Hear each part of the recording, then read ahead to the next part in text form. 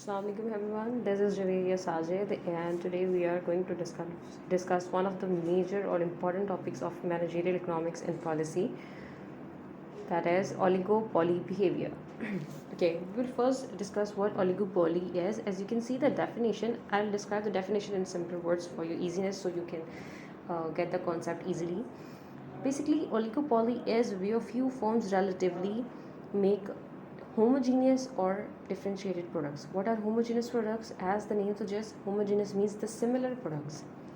Homo means same, whereas for the differentiated it means where firms make different products. Okay.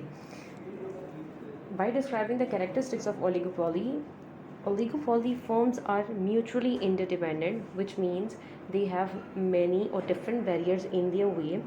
Some of those barriers are economies of scale, strategic resources, ability to engage in pricing, and oligopoly basically extract their results from internal growth of firms or through mergers or collisions. Okay.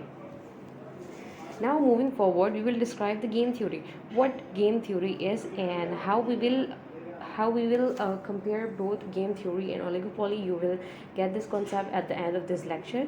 For now, I'll discuss what game theory is. Game theory, in simpler words, is how people behave in strategic situation. That is game theory. How one person behaves when he comes across a strategic situation, how he tackles with the situation when he is stuck between a dilemma. Okay, when he has 3 or 4 options, for what option he has to go. This is basically the game theory. Okay, by defining further, we will discuss the game theory by a scenario. As you can see,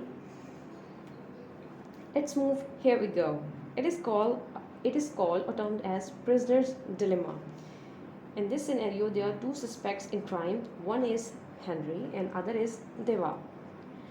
Both of the suspects are locked in separate rooms, and the situation is that they cannot coordinate or communicate with each other. So they didn't know what is going within one person or what he is thinking. Now I am presenting you guys, as you can see on your screens or your laptop screens, a matrix.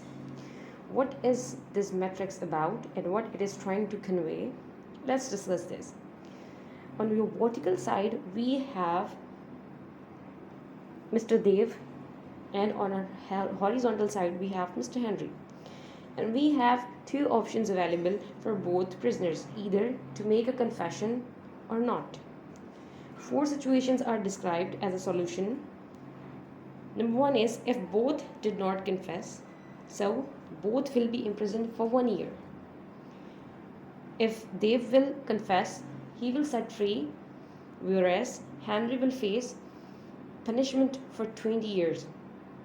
Third situation is if Henry will confess, he will set free, or Deva will face punishment for 20 years. If both confessed at the same time, so their punishment will be for 5 years, which is very long. As I suggest and the theory suggests, the right option for both of them is that they should confess, so they can serve a punishment period of 5 years, which is far less than 20 long years. But the problem here is incentive to cheat. Means there is no conversation between them and both are thinking about their own self, their own benefit. Both will think all the scenario possible and will face a dilemma that for example, Mr. Deva will think about his own benefit, that if Henry will confess, I will have to bear a punishment for 20 years. So what should I do? Should I confess first or should I didn't confess? Okay. So here the best option for both of them is to confess, so they can face the same punishment, but there is no communication between them. So there is no mutual point. They are basically facing a dilemma for what situation they should go for. Okay. Here we will discuss the Nash equilibrium process or the Nash equilibrium concept, which means the best possible outcome to choose in a dilemma situation, which in this case is that Henry and Deva both should confess so they can serve a tenure of just 5 years as their punishment. Here, the strategy would be choose the best for yourself, respecting of thinking about the other party.